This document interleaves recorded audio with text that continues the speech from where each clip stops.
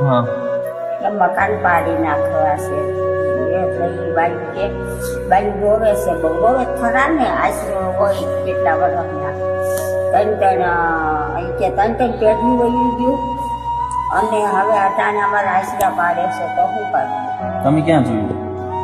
સાપુ વાંચ્યું ને શું હતું એમાં? તેમાં તો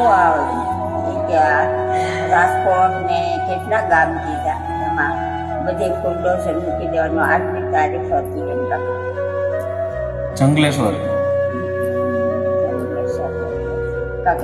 ખરું એમાં પછી રસ્તા કે બધા ખમા કરવાના એટલે પાડી નાખવાના મકાન બધાના બાઈ કેવી હોય ત્યાં આમ સારી દિવસ આમ બાઈનું હતું એમાં આમ બાઈનું હતું પણ આમ એનું નહોતું ઓલા ફોટા નહોતા એમને બધું ખાલી લખેલું હતું. લખેલું હતું એટલે વિચાર્યું કે અમારી ત્રણ પેઢી વહી ગઈ તોય કોઈની કાંઈ નહીં ને હવે અત્યારે રહી રહીને અમારા મકાન પાડી નાખવા તો અમે ક્યાં જવું સાચી વાત છે ને.